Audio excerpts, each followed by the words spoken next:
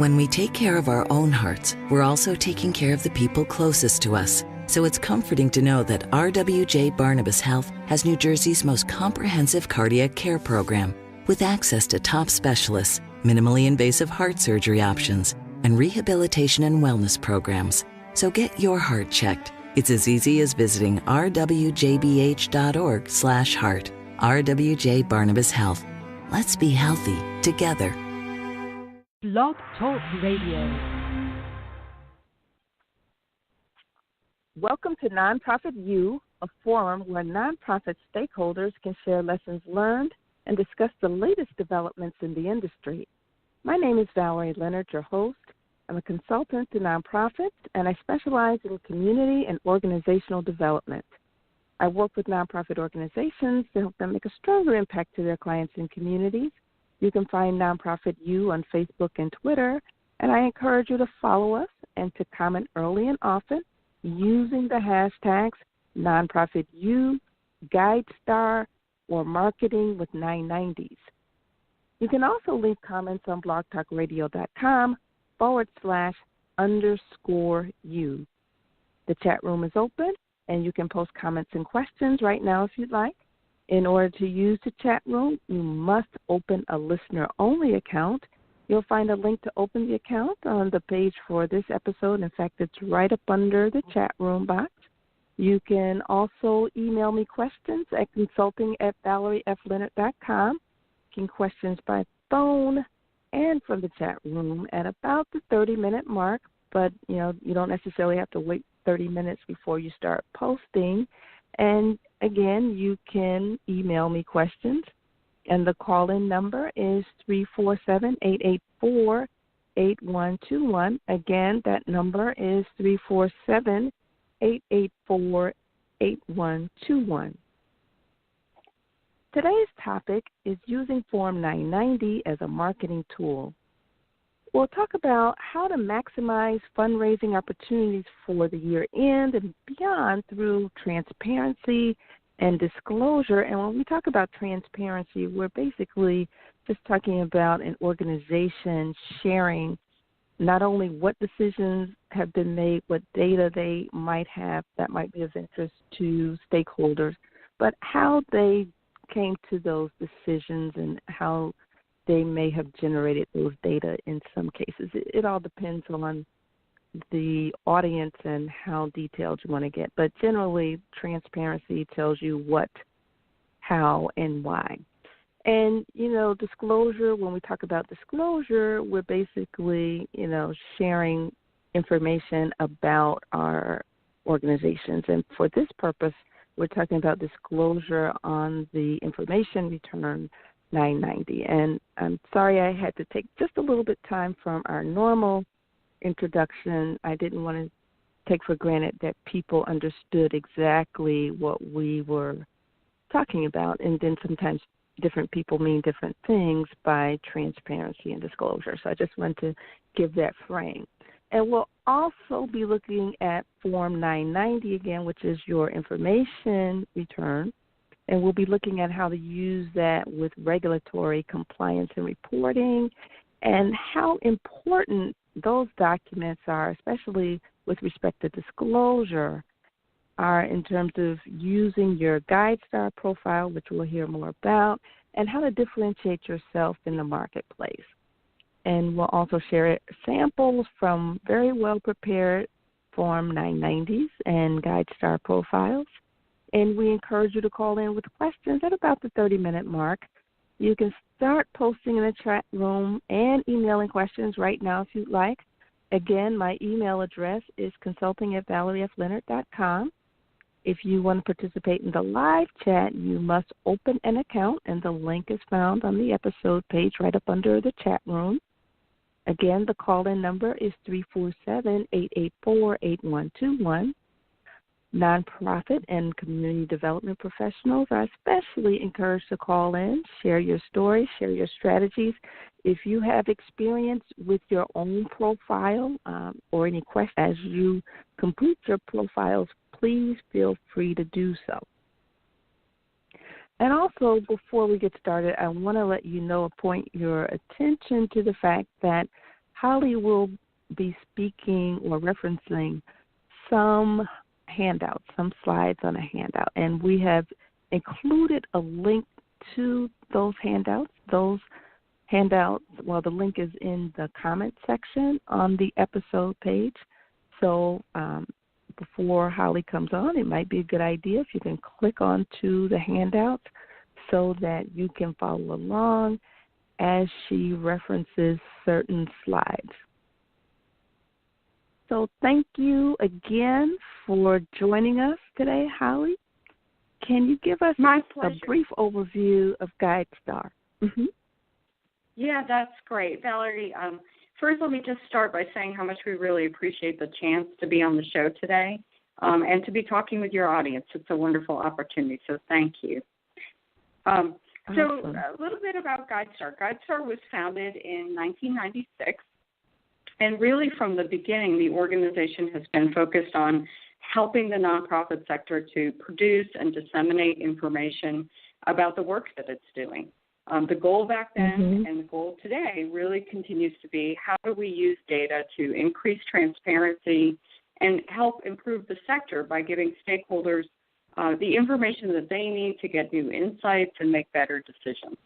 So whether that's the nonprofit that's looking to improve how it's delivering a service, a grant maker who's trying to maximize impact in a given geographic region or sector, or a researcher who's trying to understand how nonprofits fit into our economy and the impact that they have, or, the average donor who is really looking to make sure that their contributions are going to an organization that will use funds wisely. All of those different stakeholders use data, and GuideStar has really historically been focused on that and continues to do that in new and innovative ways. I say historically because when you think about not that long ago, we used to distribute information on compact discs or print media. Wow. And, today the vast majority of the ways we help people to learn about the sector are Internet-based. And a lot of folks know about our web services. We actually have 4 different categories of services. So I'll start with what I think most people are familiar with, which is our website. Individual donors, the general public may go there at any given time, and there's a wealth of current information and historic information. What a lot of people don't know is there's a whole layer of subscription services that we have that are designed to help grant makers and researchers do more detailed due diligence and research. So that's like a software as a service that really lets people drill into our data. And then you mentioned our profile program, and that's actually a really important component of what we do. So, we've talked a little bit already about those IRS filings, and that data is a really critical baseline, but it's often slow to become available.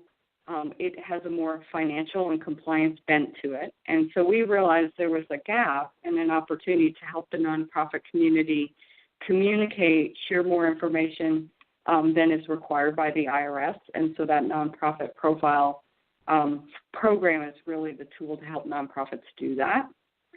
The third thing that we offer is something we call a platform service that is a framework that can plug into national donor-advised funds and regional community foundations so that there's a full tool set embedded right within those programs to help literally hundreds of thousands of donors who are pretty planful across the country do their research before making a grant. The last thing I'll touch on is we have a data and knowledge services area where we either we're giving organizations access through API services or direct data extract. So, have you ever used Amazon Smile, Valerie? No, I have not. Can you share with us, what it's about? Amazon Smile and Facebook are some examples where the GuideStar Data Services is basically powering giving platforms. That's another way that even though the data isn't on the GuideStar site, it's really feeding into and supporting fundraising platforms all around the country. And, last but not least is we also do a lot of media requests. So if we get calls from the different organizations, media organizations doing research, we're helping in that space too. Okay, awesome. And you have just gone over the first 2 slides in the handouts. Is that correct? Thank you. I'm so sorry. I'm not good at sort of queuing up the you're exactly right. No, that's no problem. We're here for one another, right? Yes, we sure are. So in the run-up to the end of the year, which, oh, my goodness, is just 2 weeks away, as of the date of this recording, many organizations are preparing their pitches for year-end fundraising, and that's well and good. However, after they generate the social media messages and tell their stories, they still, at the end of the day, need to deal with financial disclosure and compliance. Yeah. So those reports with the state and federal government, right? Yeah. So can you tell us a little bit about the importance of nonprofit disclosure and transparency as they relate to the financial reporting and fundraising? Yeah, absolutely. And this ties to slide 3, so thank you for the T on that. Okay. Obviously, nonprofits obviously need to comply with state and federal requirements every year. And at the federal level, for most nonprofits, this involves some sort of annual filing of the appropriate version of the Form 990. And the data in that form provides the baseline for financial transparency, both to regulators but also to the general public. And we also know from looking at the Money for Good study that individual donors, foundations, advisors, they're also looking for the same kinds of things from nonprofits, financial information and measures of effectiveness and impact. Okay, and so, can I stop you right there? Wait, how yeah, can I you stop sure you right can. there? Yeah. Okay, now I believe that you guys have links to that study on your website. Is that correct? The Money for I Good? believe so as well, and I'll make a note to follow up and just double check on where that is and send that to you. Yes. Okay, great. And if it is, then I will make a point of uploading a link in the comment section. I downloaded it, for my own research about a year or so ago, and it's a very, very good report. In fact, I believe you did the report twice. You updated it. But at any rate, I'm sorry.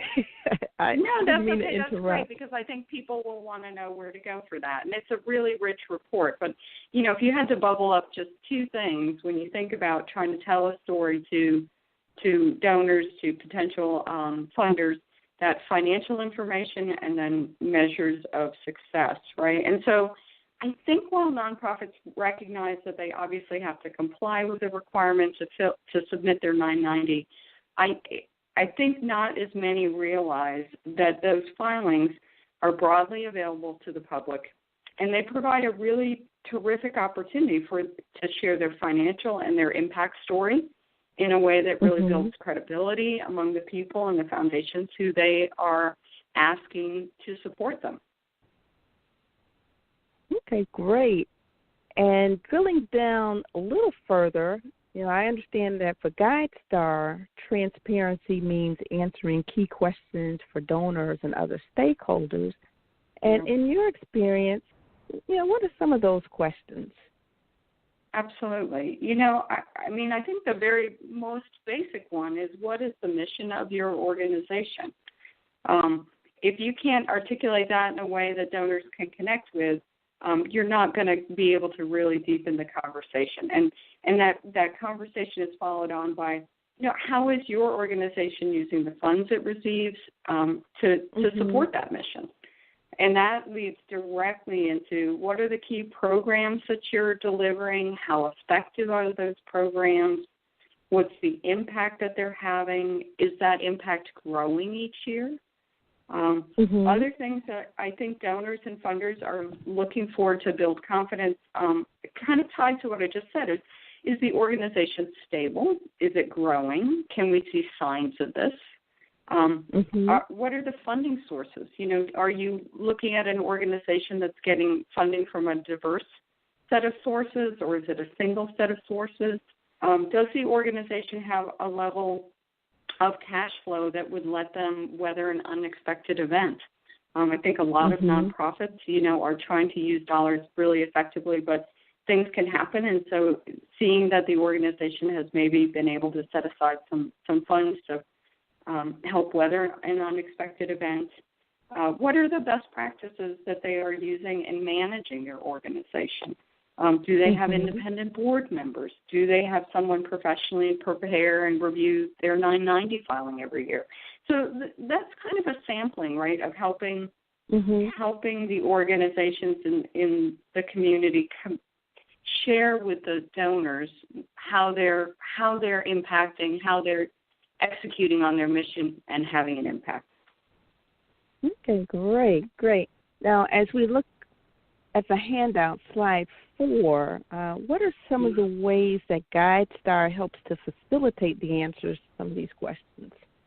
Yeah, well, to start with, we try to provide, or we have provided for a long time, public access to 990s on the website. But I'm sure you and many of our listeners are aware that 990s are not always easy to read and interpret. So we try, as we are digitizing the answers that are provided in those 990s, to make that information a little more digestible and visible. And so we start just very simply with presenting the organization's mission and program descriptions. Then we try to provide visual representations of some of that financial data in a more intuitive way. So, for instance, we show a graph that puts the revenue over the expenses over time. So you can see, are those things growing evenly? Are there years where perhaps the expenses are outstripping the revenues? We also try to give some estimates of the number of months of cash the organization has available to it. So some of the things that are already in those 990s, just making that a little more intuitive for people to get a sense of the financial stability and health of the organization. And then from there, we try to provide some of the organizational and leadership information along with management practices. Most of this data is coming from the 990 itself. Oh, that's awesome. So what you do really on this website, you're adding value, and you don't necessarily have to have a paid subscription. What you're describing in many ways is basic information that will be available to most people, just from looking at the various, just a basic profile. Okay. Yes, you're exactly right. Yep. And you indicated... Yeah, go ahead. Oh, that's okay. I'll wait. Go ahead. No, I'm sorry. I stepped on you. I'm just learning to do this without a visual cue, Valerie. Oh, that's okay. You know what? You and I, we have such similar personalities. It's painful. we're so polite. Okay, so we were talking about the fact that you glean information from the Form 990, which is the IRS informational return. And as we looked at slide 5, and I don't know if you were ready to go to slide 5. Yeah, that would be great. Okay. Yeah, so let's do that. Let's dive in. Okay. So there are various forms of 990, and I know that, in some cases you don't have to reveal as much information. So can you walk us through that? Yes, I absolutely can. So if you are a public charity, generally you're going to be required to fill out one of these 3 versions of the 990. There are some exceptions. So, for instance, the most common exception that people think of is a church. They are not required to file on 990. And if you're unsure if your organization is required to file one of these, I would just encourage you to consult the IRS website. Their instructions are very detailed and clear. But let's start with the most simple and smallest. So the 990N is designed for charities with gross receipts that are less than $50,000. It's the shortest form, and candidly, it provides only the most basic information. It tells the IRS, we're still here, and here's how you can get in touch with us. The next the next form is what they often call the short form for the 990, and that's the 990 EZ. And it's required for organizations that have gross receipts of less than $200,000 and total assets at the end of the tax year of $500,000. So this is sort of for mid-sized organizations, and like I said, it's a shorter form, so it does not have the full breadth of questions that the full 990 has. So that large or long form 990 is required for organizations that have gross receipts of $200,000 or more, and or total assets that are greater than or equal to $500,000. One thing I'd love to just point out to folks who are listening is that while your organization may only be required to fill out a 990 or an EZ, you can still choose to fill out the next level form. You could fill out the 990 even if you're a small organization. And again, there's guidance on the IRS website for that. It's obviously a little more work than filling out the shorter form or the N, but it gives you the ability to share more information, to be more transparent, and tell more of your story to the world. And, yeah, I think it's really important because I often look up different organizations, and I get frustrated when I see that an organization has only filed the postcard, which is the 990N. And like you said, it only provides very basic information, so we don't really get to know additional information, even if we go to GuideStar, and that can really work to the disadvantage of an organization. Yeah, because funders are often proactive, and they may go to GuideStar before they read your proposal. And there may be information that could be supplemental to the questions that they're asking. So, absolutely. And you can pull those forms down from the IRS website and look through them. It's something you can definitely. I would say if you just take a little bit of extra time and even thinking about, maybe investing in having someone help you prepare your 990, right? Because in many cases, small organizations have traditionally had those forms filled out perhaps by a member of the organization, someone often who's closest to the financials. But I would encourage an organization thinking about filling out the EZ or the 990 to consider having a professional CPA work with you. They can really help you answer the questions more accurately, more completely. And I would say it's really in partnership, right? Because there are many places in the form where you can tell your story, and a CPA might not necessarily be attuned to that aspect, like the program descriptions, right? Thinking about that language. Right. So thinking about this partnership between a financial professional and the folks within your organization who can really help bring that organizational story to life in a 990. Oh, okay. Yeah. This is not to knock accountants, but somehow you don't necessarily want your narrative beyond the numbers told by an accountant. They are trained. Right. They're trained to just look at the bottom line, and there's nothing wrong with that. But I think it helps to have that human touch, like you said, for someone to get behind the numbers.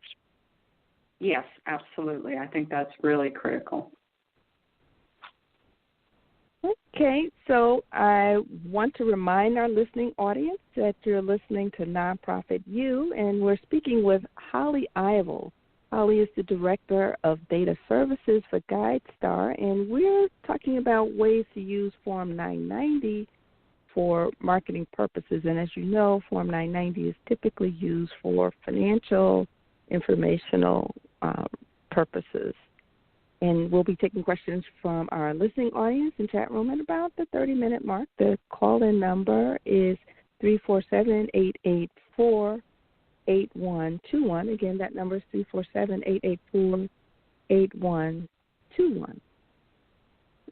Okay, so Holly, we've been talking about the 990, and you guys add a whole heck of a lot of value to Form 990.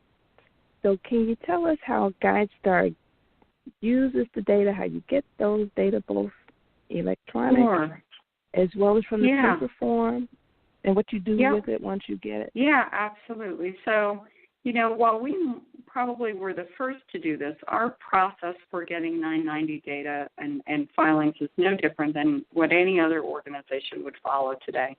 We subscribe to and we pay to receive the 990 images through a service that's offered by the IRS. This information is publicly available. Depending on whether the form is submitted electronically to the IRS or in a paper format, we have different processes for digitizing it. So we will keep paper forms, and we may be able to pull in electronically certain elements of something that's been submitted electronically, but we have a whole process for really bringing that data into our database, and then also making the original forms themselves available. So it's this combination of being able to look at and combine different data elements for instance, some of those graphs that we were talking about earlier, as well as letting somebody open the form itself in a PDF and read the narrative, read the details of the form.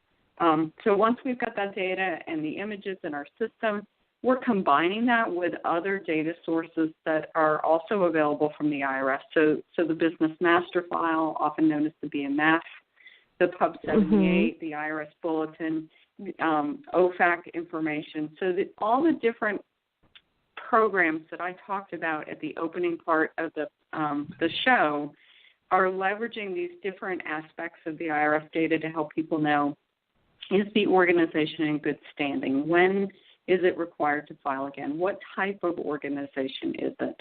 And so all of that combined really feeds into that website as well as the platform and data services we were talking about a few minutes ago. Oh, okay. So basically, what the difference is between what you do and what we, the lay person, would have to do is you're taking these data. You use PDF files that you typically can't manipulate the data for, right? There's some that you have internally that will allow you to take a PDF form that you have no way of really taking the data and manipulating and performing analyses with. You guys do that, and it yes, that's exactly right. And so then it becomes translated into our database in a way that becomes queryable and something that you can blend with other sources of information. So it's a combination of multiple sources of data and really managing that to help people get more insights, adding some visualization layers to it, and then making it all really searchable and indexable so that people are not doing all that kind of heavy lifting of trying to figure out, where do I go for this data on the IRS site and what does this code mean? Right. It's translated into much more user-friendly language in many cases as well. Yeah, so you're saving hours, days, and depending on the project, months and years. Yes, you're exactly right. Because, there are over 300,000 990s typically filed in a given year, sort of that full 990 document. So that's a lot of data. Wow. Yes, and I thank you guys for it. Well, thank you. Yeah, the whole point is to really help provide the community as a whole better insights and access to the data. Okay, so do you want to talk a little bit about all the nitty-gritty parts of a 990? Yes, indeed. You read my mind. So what are some of the sections? Yeah, so and I'll try to call out the places where I think there's really good opportunity for organizations to better tell their story. The 990 has 12 parts. That's in the kind of the core form itself. In addition to that, the IRS has provided has 16 what they call schedules, they basically correspond to specific topics that might need to be covered depending on your organization's answers within that core Form 990. So just starting at the beginning, Part 1 is really a summary of key pieces of data that are actually covered in more detail in subsequent parts of the form. So ironically, Part 1 is often one of the sections you fill out last. Part 2 simply talks about who's prepared the form, whether it's a professional service or someone within the organization. Part 3 is a really critical section for any nonprofit to tell its story. So it gives you ample room to state your mission, to describe the programs you run, the amount of funding that you allocate to those programs. Really, really use the space. You know, the IRS is pretty specific in talking to you about talking to organizations about what should be in there, right? What's the details of the program, the metrics around the program. And if for some reason you find you don't have enough room there, then there's this wonderful thing called Schedule O, which is for supplemental information. So you should be using that anywhere you want to elaborate on a particular response. But the bottom line is Section 3 is often underutilized, and it's a great place for you to tell your story. Part 4 of the 990 has a whole series of questions that, depending on the answer, could trigger you to complete one of those schedules I mentioned a few moments ago. So it could be foreign grants, domestic grants, supplemental financial information. Part 5 is focused on questions regarding IRS filings and tax compliance that might be applicable to your organization. So things like the number of employees that you've filed a W-3 for, as an example. Part 6 is governance focused. I think this is another really great place for a nonprofit to both shine and also really to reflect on its policies and governance practices. So it's asking a lot of questions that are really considered best practices. And it's a great place to think about, you know, what are we doing that helps to demonstrate that we're running a really strong organization from a management and governance perspective. Part 7 is where you list your officers, directors, key employees, and independent contractors. This is also where you put compensation information. So, you know, again, if there are aspects of this section of the report that you think you would want to elaborate on, you can put that in Schedule O. Some people sometimes have questions about compensation. You can provide good descriptive information in Schedule O. Part 8 is focused on revenue. So this is kind of where the form really gets into the financials of your organization. Part 9 is that functional statement of your expenses. So this is another key area where people who are maybe more detail-oriented, you can help people understand how your expenses align with the programs as well as your fundraising efforts. So you really want to, one sort of tip, and we'll get into this a little bit more in kind of goods and bads of 990s, but the column that is in Part 9 for program expenses should tick and tie with the total program expenses on Part 3, and you'd be surprised how many times it doesn't. So but that's a place where you can kind of get into the details of how you're investing in your programs. Part 10 and 11, you know, these are balance sheet, assets, liabilities, reconciliation of net assets. Again, part of that core financial story. Probably more detailed than the average donor would look at, but required. And Part 12 is focused on financial statements and reporting, and it's another wonderful place for your business practices to demonstrate, for you to demonstrate best. So, for instance, one of the questions is to indicate, have you had your financial statements audited by an independent auditor? That would give people a lot of confidence knowing you've done that. Let's see. Yeah, I think so. That kind of covers the core form. Okay, and I realize, you know, to our listening audience, we might be going into significant detail, but, you know, you guys just hold tight. You'll see how this all comes together, you know, as far as the GuideStar profiles and all that good stuff. So, it absolutely does, Valerie. Right. So I want to remind our listening audience that you're listening to Nonprofit U. We're speaking with Holly Ivel, Director of Data Services for GuideStar, and we're talking about ways to use Form 990 for marketing purposes. So we spent the first half of our show just kind of, laying the foundation for, who, the what, the where, the why. You have the 990 and the types of information, types of 990 you might want to file, and then we'll spend the second half really looking at ways to add value to your fundraising efforts, your management efforts, as we prepare 990 and looking at ways GuideStar can help. But before we go back into our discussion, I see that we have a caller on the phone. We have two callers, and I'm going to ask them individually if they have a comment, if they have questions, and if not, then we will proceed with our conversation, Holly. Okay? Sounds great. Okay, so the first person I'm asking, the phone number is 624-0585. Are there any questions? It doesn't sound like there are any questions. Sounds like he or she might be otherwise engaged.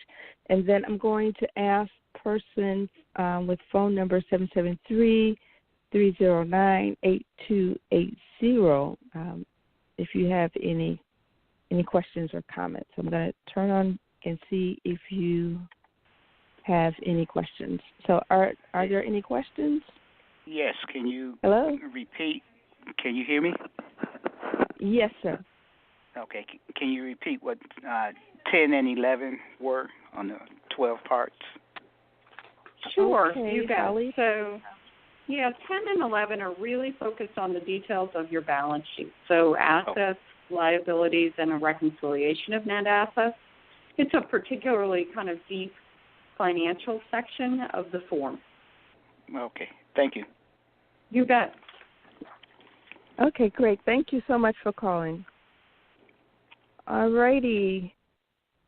So I believe those were the two callers. I'll go back to the first caller at another time, see if by any chance he has any questions. But in the meantime, can you share some examples of Form 990s that were not well prepared? Yeah, I sure can. And do you have slide 6 up? Yes. So that, hopefully you all can see, is really an example of one of the most poorly completed 990s. And you shouldn't even have to say it, but at the most basic level, I guess there's the question of, is your 990 legible?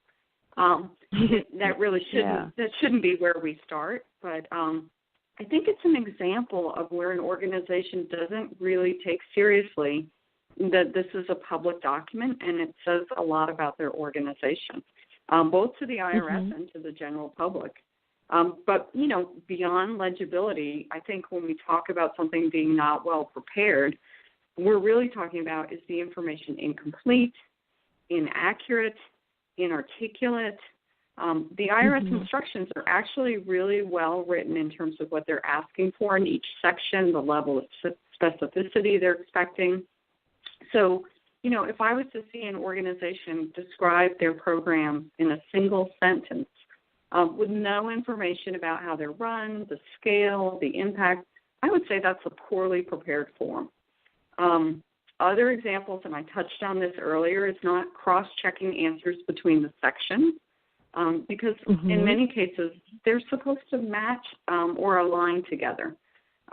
So those types of things are really examples of not putting your best foot forward, and in some cases really suggesting that you're not really buttoned up when you're putting your reporting together for the general public. Okay. What about some examples of a well-prepared Form 990? Yeah, so it's almost sort of the exact opposite side of that same coin, right? So you can see that the form is complete. You can tell that if in a section of the form it calls for hours, you put in hours and not percentages. Your data is tick and tying. You are fully describing your programs, your measures of success. You have filled out Schedule O, because that really should be a place where you are expanding on and providing context to some of the answers in the form. So those are some nice examples to help you put your best foot forward, both in reporting to the IRS and in communicating to the general public. Oh, okay, awesome. Right, it makes sense. Alrighty. It's not rocket science. But you know what they say about common sense, and I'm not saying that people don't have common sense who are filling out these forms, but the saying with common sense isn't very common, and we take for granted that everyone knows how to answer very simple questions, but that's not really true, and it's not a reflection of people's intelligence. No. It's just a matter, I think, of understanding the language, understanding the nuances, making sure that what you have, even though it's accurate from a financial standpoint, it also is sellable from a marketing standpoint. Yeah. So we want to get into the GuideStar profile so you can share with us how do we combine that kind of stuff.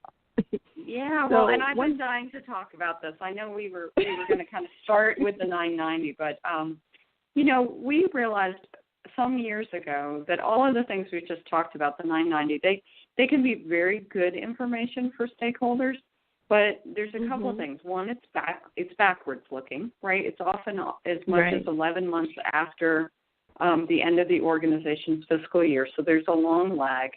And then additionally, depending on the size of the organization, and we've touched on this, many organizations filing an EZ or a 990 don't have the detail that we just covered in that big, long discussion about the 990. So we created this profile as a way for organizations to tell their story in a more timely manner and to add information that goes beyond what's in that 990 document.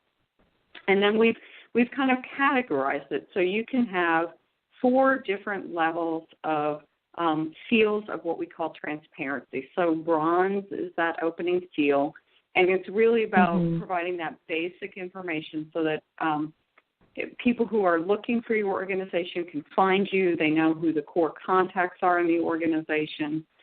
Silver is financial looking, and so again, it's a chance to provide more current financial information and build trust that people want to see that financial information first. And then from there, you go into some of the qualitative information around your programs, so that you can really tell your program story. And then the last seal that we have is a platinum seal. It's metrics oriented. And so it's really helping people understand very concretely the differences that you're making. All of this combined, it's more current. It allows you to contextualize the information and helps you to tell your story in a more vibrant way. Okay. And just to reiterate, it costs nothing. Is that correct for people? Yeah, that's correct. Absolutely. You can go online and claim your GuideStar profile. There's absolutely no charge for doing that.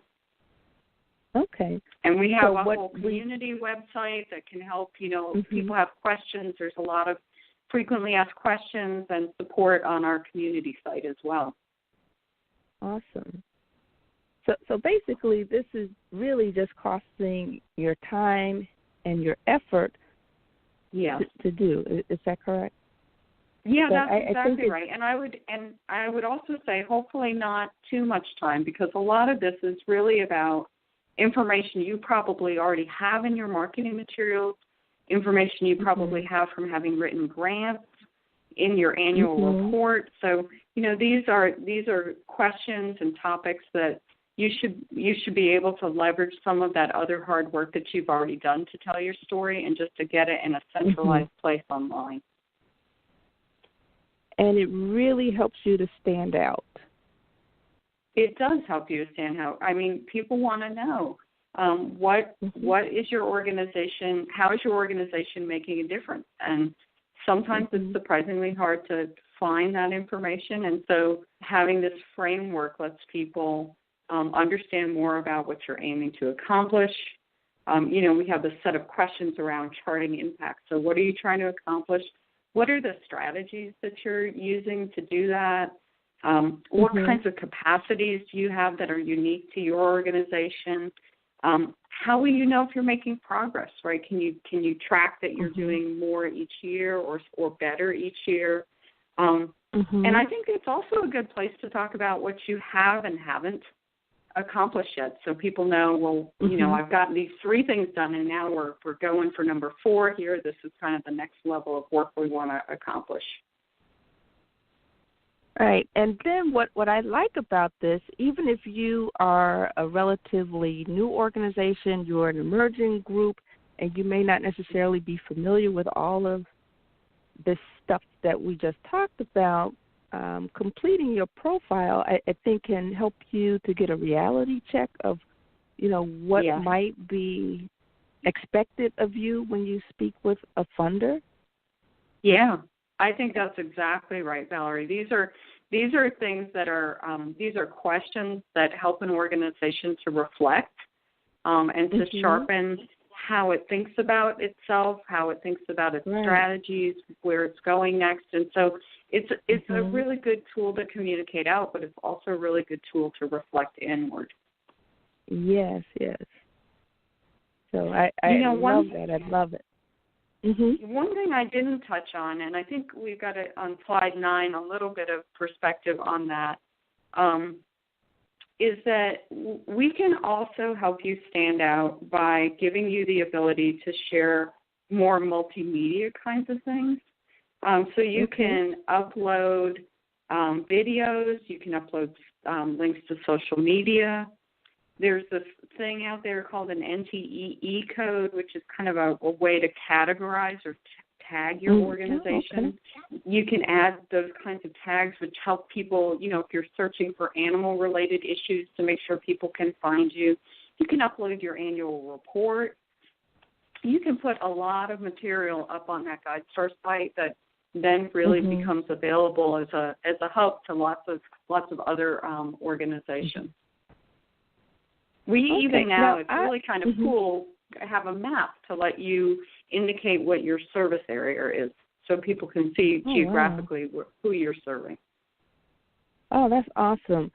So, question for you. How many visitors does the GuideStar website get annually? Do you know that number off the top of your head? So I'm going to get this wrong, but I know it's upwards of 6 million. And the reason I say I'm going to get this wrong is it's kind of an incomplete story when I say it's 6 million, because I mentioned earlier on Amazon Smile and Facebook and lots of other organizations that are taking our data and they're using it to feed their platform.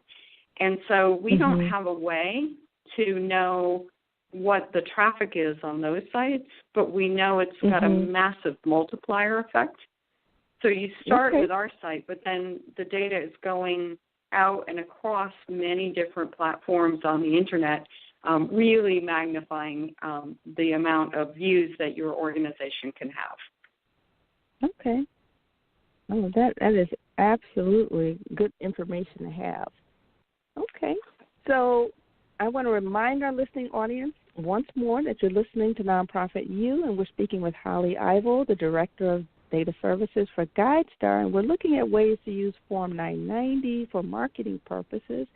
You can call in with questions right now. The call-in number is 347-884-8121. And while we're waiting for callers, I just want to hear from Holly, more about your Triple B Wise Giving Alliance with GuideStar, and you're also working with the independent sector to develop charting for impact, which is something you just touched on. Can you tell us a little bit more detail? Sure. I mean, really the goal here is to just help organizations tell their story in ways that donors and stakeholders can connect with. right? So Mm-hmm. when you talk about your strategies or you talk about your programs, really thinking about using language that other people can relate to. You know, I don't know about you, but I think there's always a million acronyms in every sector. So trying to think about how to, you know, speak plainly and but clearly about your work, providing metrics that people can really connect with. So, you know, if you're talking about knowing if your organization is making progress, how do the numbers help tell that story?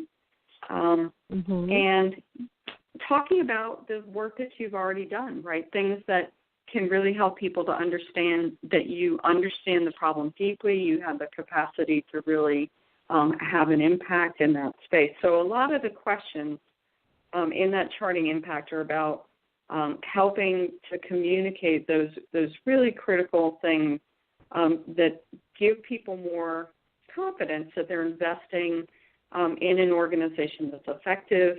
It helps your organization to highlight how you are doing work differently or more effectively.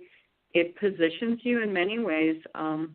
You know, these charting impact questions can be compared with other organizations, and so can give you a chance to reflect on what's another organization like mine doing, what are their strategies, is there something I can learn from them, and to really sharpen your focus on the mission and the goals that you have as an organization.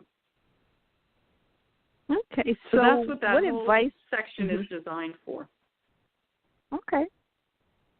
So I want to invite our audience to look at slide 9, just in case you're following along. Thank you, Valerie. Well, that's okay. That's quite all right. What advice would you give to organizations that use your tools to help them stand out from the crowd? Yeah, I would not shy away from providing visuals, right? I think people really want to see the work that you're doing. I think you should be leveraging the work that you've already done on your website and in your annual report. Don't try and reinvent the wheel. You want your message, you want your marketing materials all to be cohesive and coherent. And so as you're thinking about your profile, you should be, you know, pulling together what's the collateral that you have already built? What are the stories that you have already told? Putting your metrics into terms. I'm going to give you an example in a minute of a favorite organization of mine and how they put metrics in a framework that I can totally wrap my mind around as a donor and I can feel good about. Refreshing it regularly. You know, just like if you have a LinkedIn profile, you don't let it sit stagnant for more than a year. You go in and you update it, so you really want to keep it fresh. And I think those are kind of the key things, right? Keep it fresh, make it visual, make it understandable, leverage what you already have so that you're getting your word out efficiently and consistently and passionately. Okay. Awesome. So that really also points to some of the best practices that one should use in developing a profile. Yes. Yeah, you're exactly right. I've kind of blurred the two, but that's exactly right. No, that's okay. That's okay. All of this stuff overlaps, and sometimes when ideas are new, when concepts are new, repetition is everything. It really helps us to really learn and understand. So I have no problem with repetition. Thank you. So not a problem. So can you share some excerpts from a strong GuideStar profile? And I believe that you might have an example. I do. So I live here in Raleigh, North Carolina, and so there's an organization that's really near and dear to me, Valerie. It's the Society for the Prevention of Cruelty to Animals in Wake County, so SPCA Wake County. It's where both of my cats came from. So I have a real deep personal investment. And I'm just going to share a few things, right, that struck me when I went and looked at their profile. They listed 5 metrics to demonstrate the results they were having in this space. the number of animals adopted, the number of pets spayed and neutered, the total number of live animal outcomes, so in other words, animals saved from kill shelters, the average length of stay for an adult dog or cat, and the number of volunteers. That seems pretty concrete to me, right? That's what they're doing, right? And then all of those things I can see align with their mission and with their programs. It's really, really tight. Okay, can I stop you right there? You sure can. Okay, so what you have just described is really a report card of sorts, or a way of looking at benchmarks, performance management. You know, all these terms that we use that seem to be nebulous or pie in the sky. Right. You have just really kind of, or, you know, some people, you know, like I said, they look at this as report cards. Other people look at it as a dashboard. You know, so those of us who have no clue as to what we're talking about when we talk about benchmarks, performance management, dashboards, and all that good stuff, we just kind of touched on it. I think you're exactly right. And it's really, at its bottom level, is it's trying to tell people what are we trying to do and how are we doing. And those metrics year over year help me to see the organization is doing more, it's doing better, it's growing. Yeah, awesome. Yeah. And, you know, they talk about that. So that's one of the other really nice things about the profile, Valerie, is I talk about you can go in and refresh it. Well, I can, you know, they can report each year, have these numbers changed? Have they grown? If they haven't grown, is there some thought in the organization as to why? Like maybe the spay and neutering program is actually helping reduce the population, and so that's why they're not seeing as many animals in, right? All of that begins to tell a much more complex and compelling story. And yes, you know, if you say benchmark, people's eyes glaze over, but you're really just telling your story with data. I love it, and you do such an excellent job. Well, I didn't do this excellent job. The Wake County Animal Shelter did an excellent job, and all I did was just highlighted, you know, how great they are in telling their story, which any organization, you know, can look at some of our platinum transparency seals and get some great ideas on how they can do the same thing. Oh, awesome. And, you know, I guess to me that is something I would say is really easy, right? As I look at what organizations, kind of lessons learned when you look at an organization like that, I think, gosh, there's so many ways for organizations to tell their story, to get their word out more effectively, to do it at scale, right, so that you're not having to go here and here and here. And sometimes, you know, an organization is so focused on its mission, it doesn't realize that a little bit of time invested in putting together this profile and keeping it up could make a big difference in their ability to fundraise and to tell their story effectively on a much larger scale. Okay, this has been really, really helpful. I'm going to ask our caller once more if he has any questions, and then if he doesn't have any questions, we'll just close it. So, caller, you're at area code 773-309-8280. I'm getting ready to turn your mic on. If you have any questions or comments, please share. Okay. No, I don't have any questions. Okay.